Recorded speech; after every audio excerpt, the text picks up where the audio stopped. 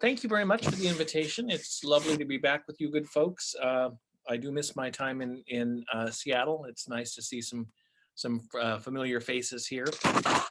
What I'd like to do this evening is just to look at a moment that has a lot of parallels to our present moment in history, and especially to look at what happened to art in Italy in the let me get in here to share my screen if I might. In the middle of the Trecento. Here we are in a complicated moment in history, living through hard days right now.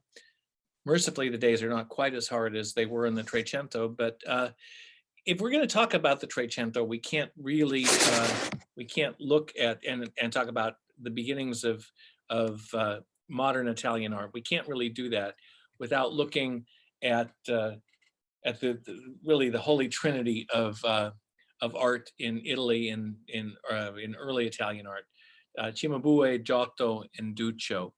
I hope you'll allow me to spend a few moments with them because, I mean, how can you not love these folks?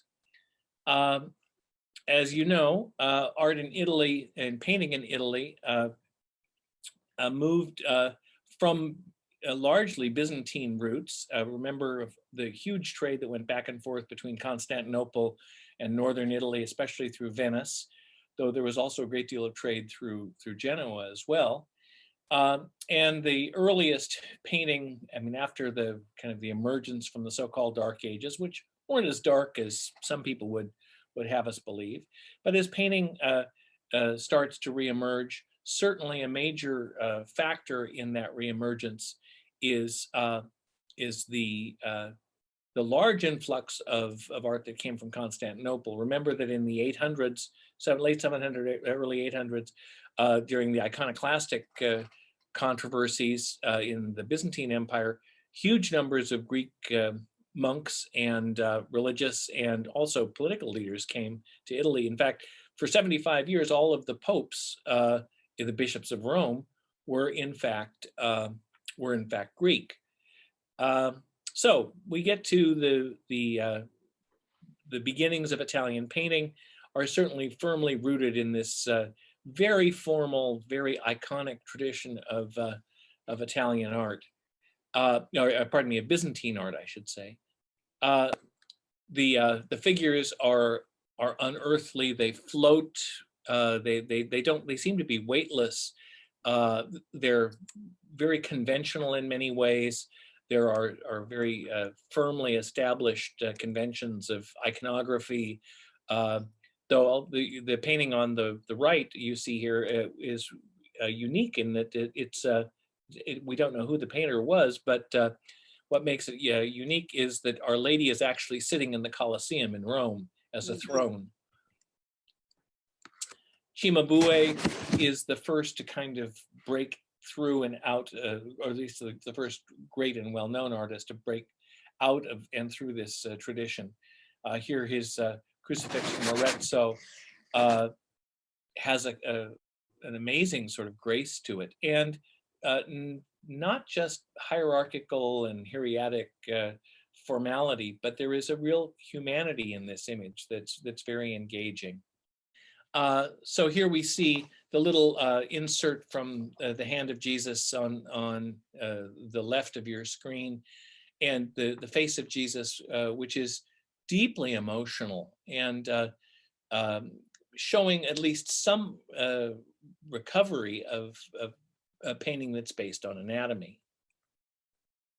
Cimabue's enthroned Madonna feels more human than those those earlier images we saw, even though it's set in the gold ground and very kind of traditionally organized with the angels sort of dancing around in equal pairs around the throne. But there is a kind of tenderness that starts to emerge, and that's going to be the characteristic of Italian painting in many ways, up through and into the time of the middle of the Trecento. Giotto comes along, and Giotto opens everything up. Here isn't a wispy, floating, bodiless image. Here is a solid Italian woman sitting with her child, her solid little Italian boy on her lap, set into, yes, a religious framework, but the people, the saints, and even the angels around her start to have actual character themselves. But what's wonderful here is we have a sense of mass, a sense of form, a sense of three-dimensionality. Vasari said that what Giotto brought into the mix was introducing the technique of drawing accurately from life. Giotto worked all over central Italy, worked extensively in Rome for many years. Of course, the great cycle at Assisi of the life of Francis, which he and his school did, and of course the Scrovegni Chapel in Padua. There he really invents a whole new narrative style. The human mass is sculpted, it's not abstracted. And he begins, we aren't there yet, but look at the chin of the Madonna there. We're beginning to see chiaroscuro, the interplay not of harsh lines as you saw in those Byzantine images at the beginning, but actually light and shadow defining the figures. Here's a little detail of that. Jesus looks like he's about 45 years old in this picture. I always find this very amusing.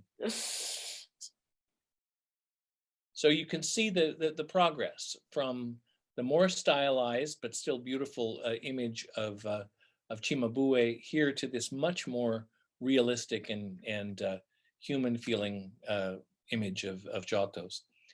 To take just one image from the Arena Chapel for the Scrovegnis in Padua, 1305, this scene of the Lamentation after the death of Christ. These figures have mass and proportion. He breaks all the rules. Look at the seated figures in the front row. They have their backs to us, and they're occupying the foreground rather than and we don't even see their faces. But what that does is to contract all of our attention into the face of the grieving Madonna with Jesus in her arm. And Jesus has real concrete weight to him. Compare that, if you will, to this Byzantine fresco from 100 years before. And you see that there is a concern for real anatomy and real emotion and a variety of emotion rather than simply a stylized version.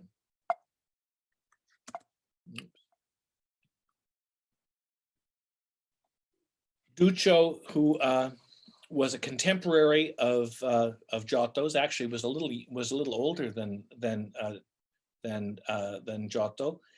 Giotto dies in 1337. Duccio dies in 1318. So a good 20 years before. Cimabue had died even before that in 1302. All of these people knew each other's work. It was a very small universe with Siena as an amazing, a major place on the Via Francigena, the trade route that connected France to Rome, and trade and pilgrimage route. Florence, of course, is growing rapidly at the beginning of the 1300s. So there is a lot of interchange back and forth. Assisi became kind of the nodal place because of the huge popularity of Francis, where all of these artists interacted with each other's work, if not personally with one another. What Duccio brings into the picture is landscape in a different way and in a more kind of carefully reasoned out way than we see in the works of Giotto. Giotto kind of sketches it in the background, but here we start to actually feel what the real world looks like. Take for example, this panel from the Maestà. This is showing Palm Sunday, And here, as Jesus is entering into Jerusalem in triumph, we actually have the city of Siena in the background. Siena becomes the new Jerusalem. The octagonal drum of the Duomo is represented as the Temple of Jerusalem. The great Madonna of the Maestà, somber, regal, enthroned in glory, a huge form. And I mean, she's larger than life when you see the original panels, and then multiple panels from the predella with the story of the life of Jesus, below her and behind her. There is a real humanity in those eyes, a kind of sadness that looks forward to the sorrows that she'll experience. Here, the whole of the facade of this panel is 13 feet long. Imagine that, probably as long as the room you're sitting in, and it's 7 feet high. So it gives you a sense of, and this is painted in egg tempera, which is extraordinarily difficult to do, very quick drying, very difficult to get depth of color. So he's an absolute master of this medium. And again, articulated faces. These are not just cookie cutters. These are real people who are being painted out of careful observation. Ambrogio Lorenzetti and his brother Pietro, both of whom were victims of the Black Death, both of whom died in 1348 in Siena. Ambrogio gets a huge contract to paint in the city hall of Siena, the Palazzo Municipale, the scenes of the effects of good government in the city and the country, and the effects of bad government, the peaceful city and the disrupted city. And here you see an idealized view of urban life in 1338. We have the city growing rapidly. There's construction going on. If you look at the very top of the image, just right center, you'll see men actually building the buildings. We have these beautiful young women dancing in the streets. We have commerce. The world is exploding with vitality, with wealth, and with serenity. Here, a little detail of those dancing maidens. This image was taken before it was recently cleaned. From the allegory of good government and bad government on the right, you see bad government, pride, avarice, and the 7 deadly sins. Justice is bound up like a mummy down below, left half dead in the world of bad government. On the right, on the left, you see the allegorical figures who surround good government, of peace, of magnanimity, and of fortitude. A whole, especially in Siena, there's a whole chain of younger artists. Here, Simone Martini, who actually was worked alongside of and probably was a tutor to the brothers Lorenzetti. Here, an Annunciation that shows a lot of French influence that comes in from that massive trade that's coming through with the pilgrims coming south. This panel of the Annunciation has a lot of overtones, even though it's Byzantine in the gold ground. It has the flavor more of French jewelry, of work from the international Gothic style that's starting to emerge. Here, a detail. There's beautiful dimensionality to this, and amazing blending of colors in a very difficult medium. The 3-dimensionality of the writing. Hail Mary, full of grace, the Lord is with you, in 3-dimensional gilding there. Pietro Lorenzetti, the older brother of Ambrogio, does this Death of the Virgin in 1342, the last great work of, or one of his last great works, which shows the real strides that are being made in painting perspective.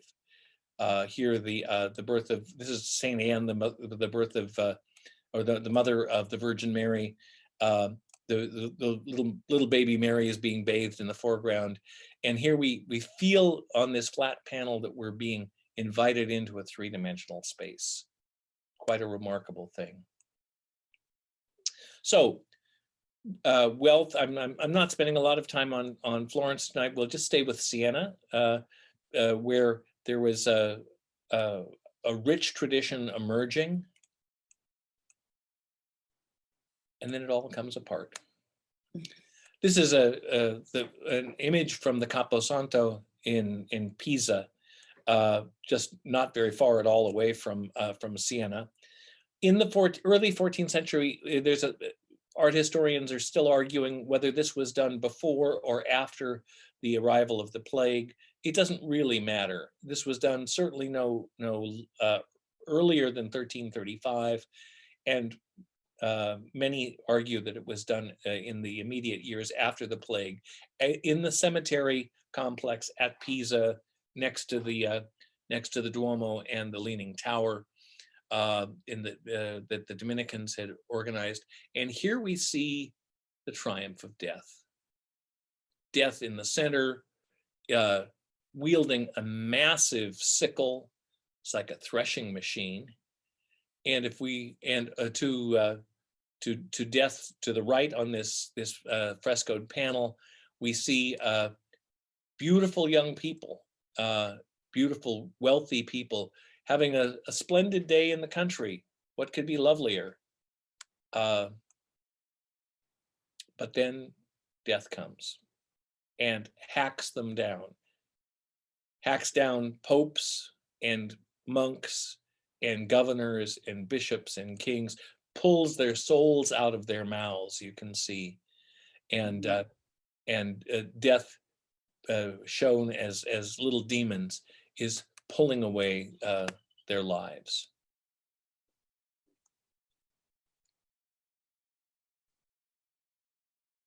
This is more like what it looked like. This is a little scene from Monty Python and the Holy Grail. I won't show you the whole of the scene. It's hilarious, but it's inappropriate when we're trying to talk seriously about this. It is a very funny scene, though. I'm not dead yet. But this gives you a sense of what people encountered every day for that period of almost 5 years across Europe, and indeed starting 20 years before, across the world.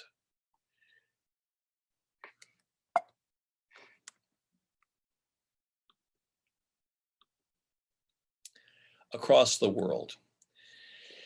The 1300s, the beginning of the Trecento, was very difficult. It was a period of, at least in Europe, of famine and drought. So people were weakened by that experience. Starting around 1320, the bubonic plague caught hold in China. Here you can see some numbers which show how it spread around in Asia. And then by early 1330s, it follows the route of the Silk Road, the great trade highway that goes across Europe and arrives in the Mediterranean basin. First, actually, right around the corner from where the conflicts are happening now in Crimea, in Kaffa in 1134. The Turks are fighting with the Golden Horde. There are rumors that the dead are being catapulted over the walls to spread the plague. It's very clear that by 1347, trading ships, there was huge sea trade back and forth through Constantinople. By 1347, that trade brings the plague to Europe. first to Messina and Marseille as the first kind of ports of entry. Pisa was very shortly after on the mouth of the Arno by the end of 1347. You can see the second line shows that Italy and France, as far as Paris, are engulfed within 6 months, and the major cities of Spain as well. The Islamic cities of Spain, like Valencia and Granada as well. By the end of 48, it's reached into England, and by 49 through Germany and further north into England, and by 1350, the plague is spread all the way to Norway. And in 51, it goes back towards the east and into Russia as well. Here's another representation. There were a few areas, oddly enough, no one knows why. There were only minor outbreaks in what would be modern day Poland and part of Eastern Germany. It was never as severe around Milan. No one knows why. But here you can see wave after wave, year after year, how the plague devastated Europe. So, what is it? That was the grand question that no one could answer. No one could figure out where it came from. Obviously, virology was non-existent. We'll talk about the different theories here. What we know now is that a bacteria called Yersinia pestis, the plague bacillus, was transmitted by fleas who bit rats. The rats were the ideal medium for the transport of this disease. Rats are everywhere, then as now. Rats were prolific breeders, then as now. Their body temperature is like human body temperature. And the rats bit people. The people contracted the plague. And also, the rats were peopled, if you will, by fleas. Those fleas spread the plague to other rats. As the rats died off, the fleas needed a safe harbor, so they started biting people. So that's what we know about the morphology of the disease, how it spread. Oops, wrong direction, pardon me. What caused it? Well, every imaginable fancy. There was, in fact, a comet called the Black Comet in that year of 1346-47. Maybe it was the undue effect of this mysterious black comet. What's clear are the results. I'm quoting you from the very beginning of the Decameron, and I'll talk a little bit more about the Decameron in a minute. In 1353, Giovanni Boccaccio writes his account of the plague. And this is in the very first page of the Decameron. In men and women alike, it first betrayed itself by the emergence of certain tumors in the groin or armpits, some of which grew as large as a common apple, others as an egg. From the two said parts of the body, this deadly gavocciolo, it's one of those words that doesn't really translate. It's like a tumor, kind of like a hemorrhoid, the Garzanti suggests, began to propagate and spread in all directions indifferently, after which the form of the malady began to change, black spots or livid markings making their appearance in many cases on the arm or the thigh or elsewhere, now few and large, now minute and numerous. As the gavocciolo had been and still was an infallible token of approaching death, such also were these spots on whomsoever they showed themselves. Here we see an illustration from 1411 showing a man and his wife in bed. In the background, the physician is waving fronds of fragrant herbs. It was believed that the fragrances would diffuse the infection. And on the right here, you see an illuminated manuscript page showing a whole convent full of monks, a monastery full of monks who are infected and who are facing their immediate death. To cure these infirmities, neither the advice of physicians nor the power of medicine appeared to have value or profit. Perhaps either the nature of the disease did not allow for any cure, or the ignorant physicians, whose numbers, because men and women without any training invaded their profession, increased vastly, they didn't know how to cure it. As a consequence, very few were ever saved. All died 3 days after the appearance of the first outward signs. Some lasted a little bit longer. Others died a little bit more quickly. This is again Boccaccio. And some without fever or other symptoms. What gave this pestilence particularly severe force was that whenever the disease mixed with healthy people, like a fire through dry grass or oil, it would rush on upon the healthy. And in fact, the disease mutated, as we've sadly seen with the COVID in the last months, into 3 different forms.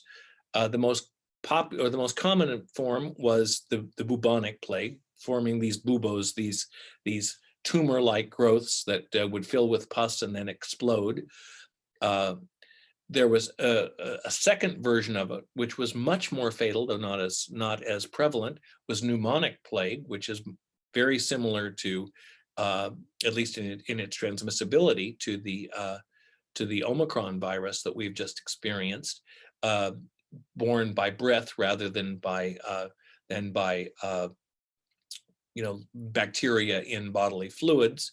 And there was also a septicemic version of the plague, which got into the bloodstream and was transmitted through blood.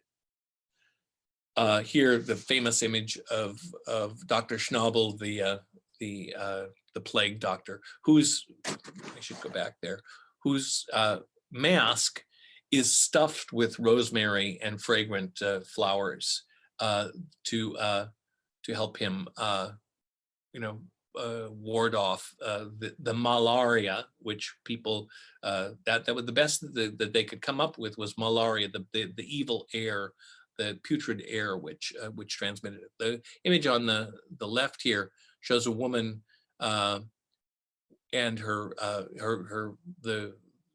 bubo on her neck is being lanced by a physician. Her husband there, you can see with the mass in his armpit, and the child below probably already dead. So what to do to stop the spread? Well, how about quarantine? People realized that the disease was terribly virulent and spread rapidly. So what do you do? Well, when a ship comes into Venice or into any other port, it's held for 40 days outside the confines of the harbor. 40 giorni, Quaresima, 40 being the same time as Jesus spent in the desert. And actually, the first quarantines were only 20 or 30 days, and they realized that didn't do the trick. So they finally moved it up to 40, and that at least began to help somewhat. So what are the strategies for surviving? Cito longe fugeas tarde redeas. Flee far and quickly, and come back slowly. Let me read you a bit from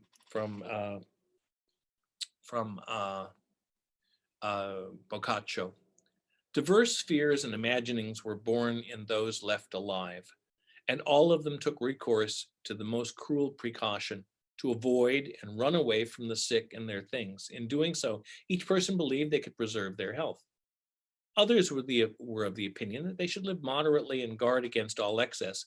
By this means, they could avoid the infection. They avoided all luxury, refraining from speech with outsiders, refusing news of the dead or the sick or anything else, diverting themselves with music or whatever was pleasant. ring around the rosy, pocket full of posies. The pocket full of posies were dried flowers that one inhaled to avoid the malaria. Going on. Others disagreed with this and affirmed that drinking beer and enjoying oneself and going about singing and ruckus raising and satisfying all of one's appetites wherever possible and laughing at the whole bloody thing was the best medicine. And these people put into practice what they heartily advised others to, day and night, going from tavern to tavern, drinking without moderation or measure, and many times going from house to house, drinking up a storm and only listening to and talking about pleasant things. These parties were easy to find because everyone behaved as if they were going to die soon. Here, the party being broken up by death on the gray horse. But for all their bestial living, these people always ran away from the sick. So much affliction and misery, all reverence for laws both of God and men, fell apart and dissolved. Many other people have settled for a middle course between these two extremes, neither restricting their diet like the first group, nor indulging so liberally in drinking and other forms of disillusion like the second, but simply not going beyond their needs or satisfying their appetites beyond the necessary. And instead of locking themselves away, these people walked about freely, holding in their hands a posy of flowers or fragrant herbs and diverse exotic spices, which sometimes they pressed to their nostrils, believing it would comfort the brain with smells of that sort because the stink of corpses, of sick bodies, and medicines polluted the air of all the cities. Here, Peter Bruegel painted almost 200 years later, because the plague didn't go away in 1352. It came back every 10 or 15 years regularly up until, even into the 17th century. The Great Plague in London in 1665, 1666.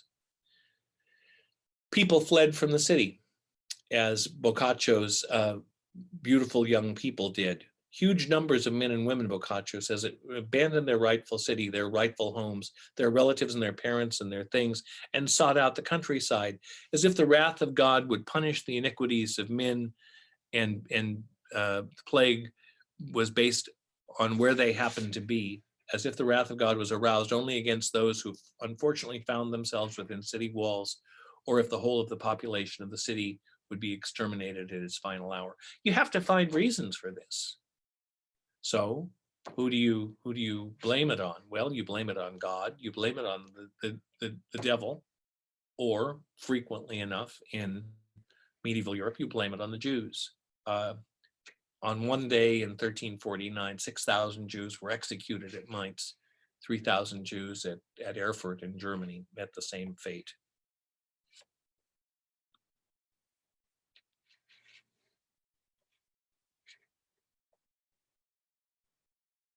Of all these people, those with these various opinions, not all died, nor did they all survive. On the contrary, many from each camp fell ill in all places, and and when they were healthy, they set an example for those who remained healthy, and they languished in their illness, completely alone, having been abandoned by everyone else. And this breakdown is something that's startling and hard for us to even begin to put our minds around. Here, angels or demons, or both, are shooting arrows of destruction into the human race. Is this God's vengeance on an angry or a sinful world? Is this the demon's revenge on people who are living good lives? All of those are open questions for the people of the time. What is real is the proximity of death. Over the space of those 5 years in Europe, at least a third, if not a half of the people, and in some places, 60 or 70% of the people died. It's that simple. To put that into modern terms, if right now we're approaching 1 million deaths in the United States, which is a horrible figure, but there are 330 million, 350 million people in our country right now. In order to approach those numbers of the number of deaths that reigned during the time of the first wave of the plague, we'd have to be looking at 170 million deaths to get close to that. It's most historians who write about this say that over that period, at least 40% of the people in the world died.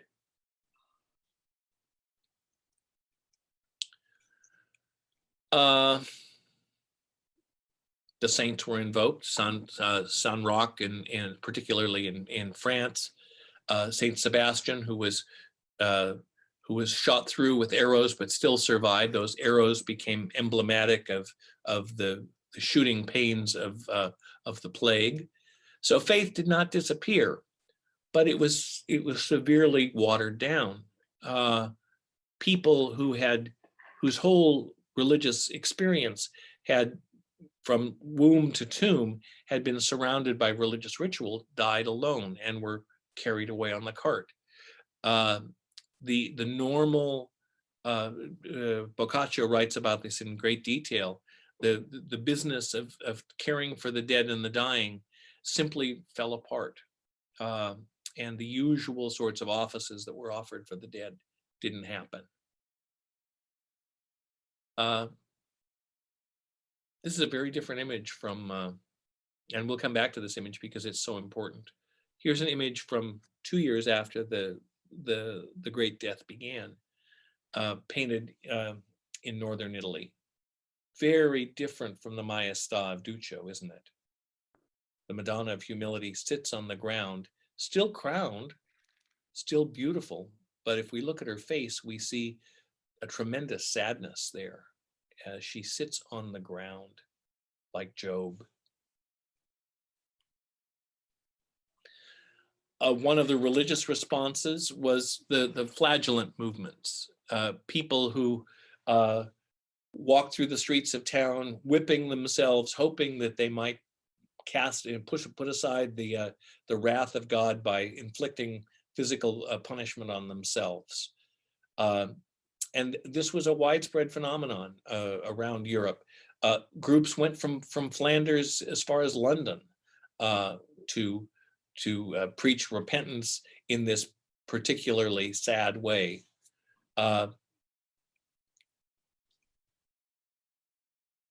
Perhaps the idea that more suffering might alleviate the suffering. It makes no sense to us today, but it was a very real thing. What made this so traumatic, and this is an image from Tournai in northern France, kind of on the Belgian border, is that death was everywhere, and death played no favorites. Here, death is if you read the ribbons, this is the Queen of Death standing on top of a grave that's heaped with emperors and cardinals. At her feet, offerings are being made. The Doge of Venice, you can see with his characteristic hat down below, is begging for forgiveness. In the right below the skeleton who has an arquebus in his hand, an early rifle, a pope is lifting up a plate full of gold to no avail. Death conquers all.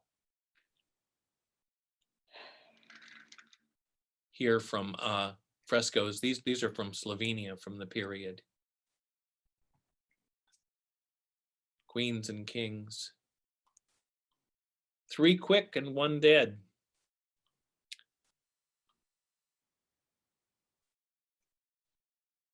Here from the Great Plague of London in 1666, but relevant because it captures the flavor, and it's a little bit in English too. We fly, I follow, we die. Lord have mercy. I mean, consider how traumatic this period has been for us. with our isolation in the last 3 years, 2.5, 2 years, whatever. Feels like 100 years, doesn't it? But consider if on your block every other person was dead. It's mind-boggling. One of the responses, in addition to all of that revelry that we heard about, is a kind of very human response. You in the face of disaster, what do? You laugh in the face of disaster. You dance in the face of death. This danse macabre motif is very common and becomes a piece, along with the sort of vanitas images of the frivolity and how vain life is. Here we see death dancing with kings and cardinals, with beautiful young women. And there's nothing to do, perhaps, but to dance. Young and beautiful aren't saved, aren't spared. Boccaccio writes the Decameron, and he places 10 young people who escaped from Santa Maria Novella. 7 women who represent, he tells us, faith, hope, and charity, and the civic virtues of prudence, temperance, justice, and fortitude, and 3 young men who represent mind, body, and or mind, spirit, and the carnal body. Over the space of 2 weeks, each of the 10 people tells their story. Each day there is a king and queen of the day, and they tell their stories. They tell stories of love and of death and of loss and of hope. This becomes an inspiration for Chaucer, for the Canterbury Tales. 100 stories told by 10 people over 10 days.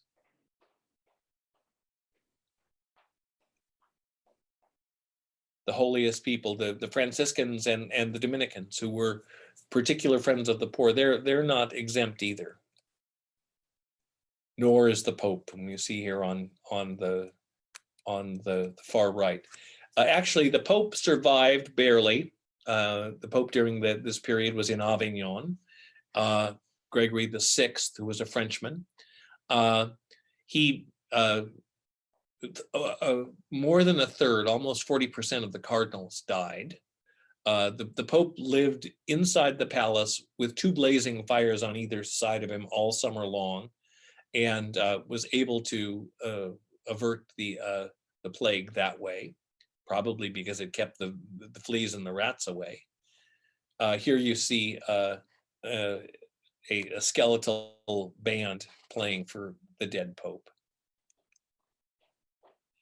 What becomes interesting, as I've wrapped this presentation up, there's not a lot of great art to show you, because there was no great art for 50 years. None of the history books can point to spectacular innovations in art until Florence in the 1420s or so. Basically, the artists died as quickly and as vehemently as everybody else. But the depiction of death that grows out of this is a fascinating shift as well. Here you see Eleanor of Aquitaine and Henry II in their tomb effigies. They lie beautifully clad. Eleanor with the book open on her chest, reading in bed, in her sleep master bed that tilts up. A very serene portrayal of death that's full of essentially hope that life goes on.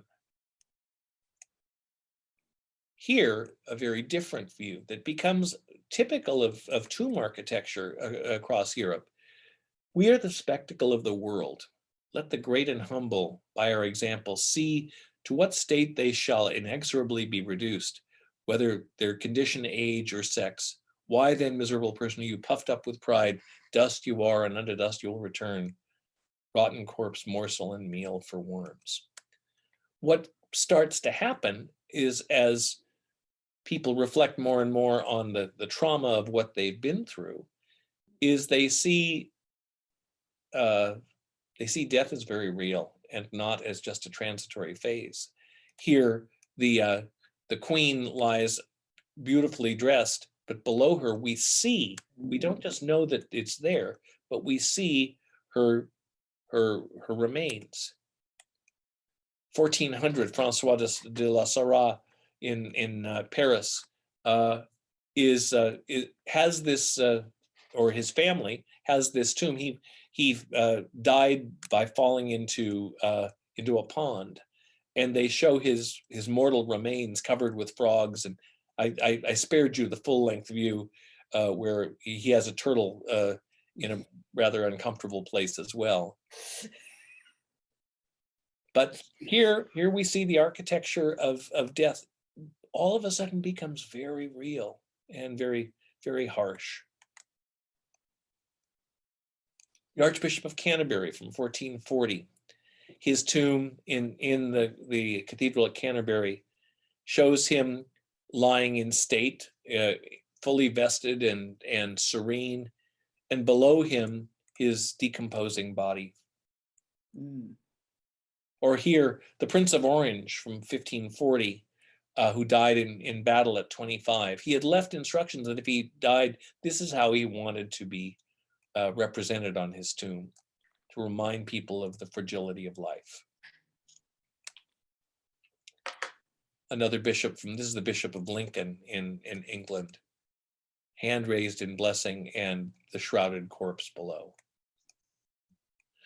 Even the representations of Christ change. Here on the left, the famous Jarrow crucifix from the period of Otto the Great, so roughly 900 AD from Germany, greater than life-size carved wooden crucifix.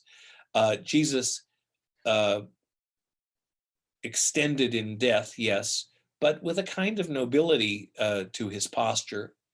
The cloister's crucifix on the right here, very typical of Romanesque art from the 1100s and the early 1200s. Jesus is not shown suffering, but Jesus is shown in triumph on the cross. We go forward 150 years, and Matthias Grunewald shows us a very different view. Now, there's more going on theologically here than just the reaction to the Black Death, but the Black Death and the plague and the uncertainty that it caused. This was, by the way, this piece was composed for a hospital at the time, and this suffering Christ is a very different kind of image than what we just saw before. Look at the predella down below. Here Jesus in his mortal agony, and the predella below as he's lying in the tomb. Perhaps most dramatically of this whole school of in images that also are focusing on the humanity of Christ rather than his divinity, is the Hans Holbein the Younger's image of the dead Christ. This is really and truly the image of a dead man. Doesn't deny the resurrection, but it points to the reality of the brutal death of Christ, in which he shares mortality with us. There are some positive images, yes. Lipomemi, who is a Sienese artist, Barnaba de Modena from northern Italy, are painters of this very typical image called the Madonna della Misericordia, or the Madonna of Mercy, who gathers all of her children under her cloak. Very famously, Piero della Francesca will paint an image like this in San Sepolcro in another 50 years or so. This image by Taddeo de Bartolo compare this image to what we saw in Lorenzetti at the beginning. Lorenzetti's image of the perfect city, even of the bad city, is very different from this image that was painted in Siena for the same building, the Palazzo Municipale. This is a new chapel that was being done. Here, you see the weight of death. These articulated faces are, and this image of the Virgin is very different from the images of the death of Mary that we see in other art up to that time, the earlier medieval images, where her death is a moment of serenity before Jesus comes and takes her soul to heaven, the Dormition series. Here, look at the especially at the apostles in the front, who are clearly suffering as they bear her body away. Very different view of death.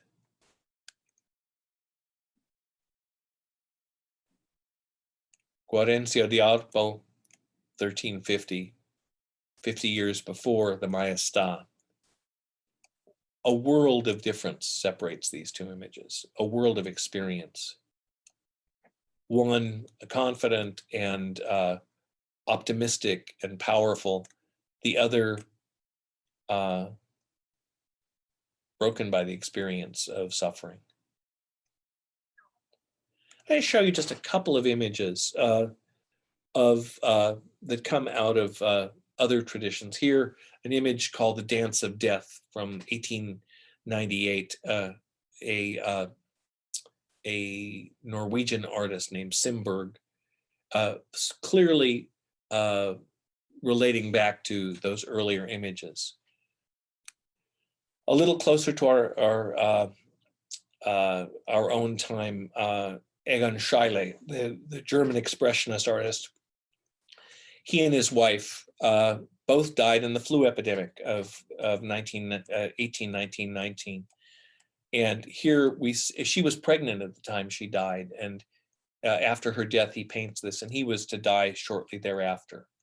That flu epidemic, interesting to think of how little we know about that, and how easily we put aside that experience. I remember my grandmother telling me that her sister, who was a Sister of Charity, had died in the epidemic, and she herself was a nurse at that time. She would never speak of it. It was just too horrible. But how little we know. We know more about the Black Death than we know about the flu epidemic that happened almost exactly 100 years ago. Schiele here painting himself already sallow and in a kind of deathly hue. Or Edvard Munch, the painter of course the Scream and other very harrowing paintings. He almost died, but survived and recovered from the Spanish flu in 1918. And here you see him in this self-portrait he did of his recovery. And we have no idea what's going on in his eyes. In fact, we don't even see his eyes. Yeah.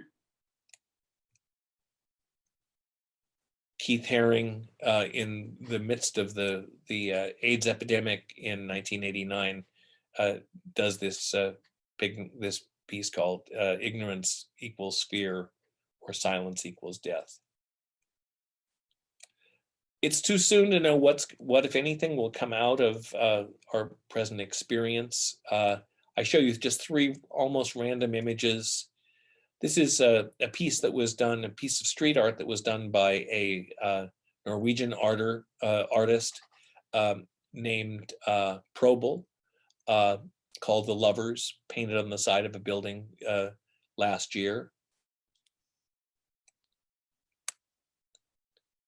The ever-present Banksy, popular artist, shows this, and this painting sold for, or this drawing, I should say, sold for, I forgot to write down how much, I want to say $23 million that went for relief for hospital workers, showing the nurse as the wonder worker here.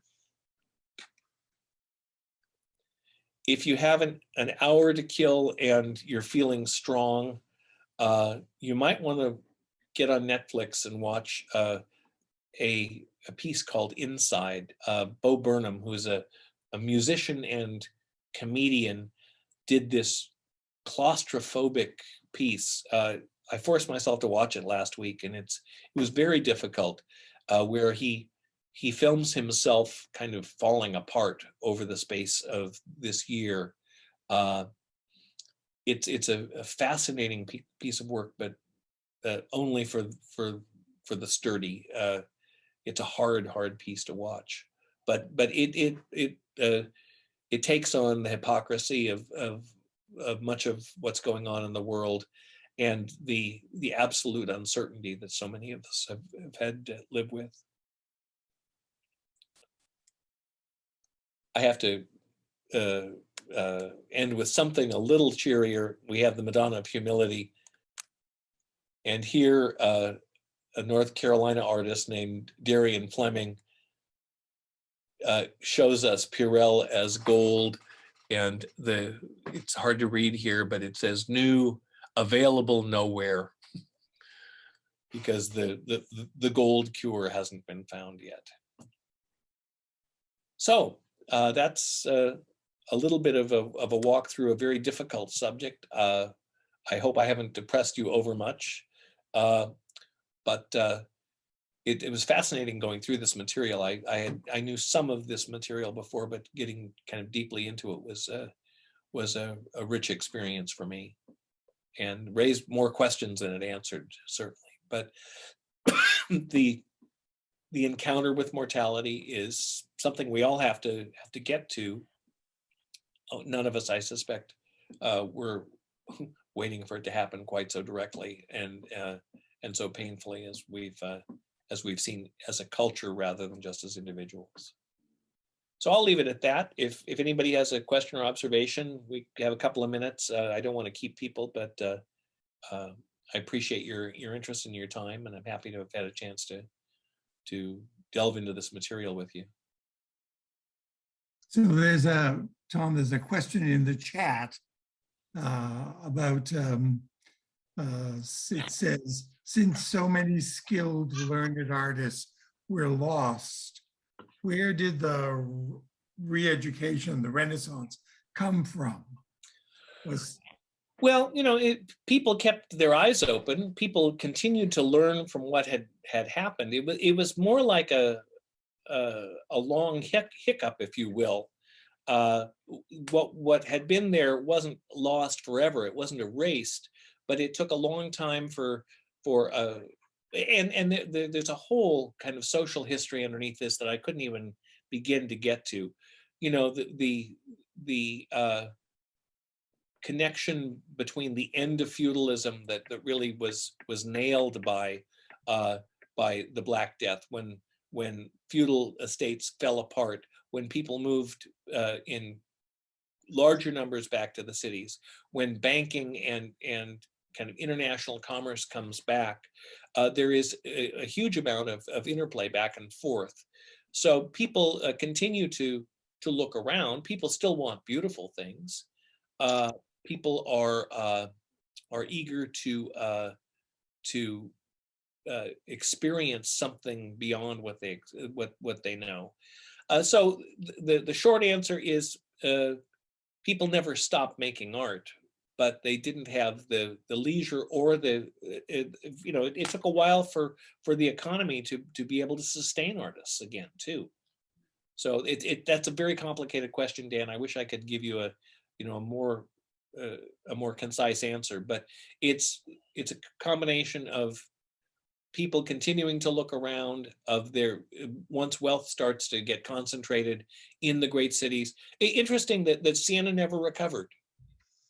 Comparatively, Siena is kind of stuck in 1330 or so. So yeah, it's Florence takes the prize and goes forward. Florence, and then Rome, and then Milan. All right. Yeah. Well, thank you for your attention. I hope that, as I said, I hope this wasn't too very depressing. It's Well, it's just amazing how long, as you said, the whole thing lasted. yeah. You know, how many waves of plague there were. Yeah, up until the 1700s, and if you look around, it really does get you know, I've seen some charts.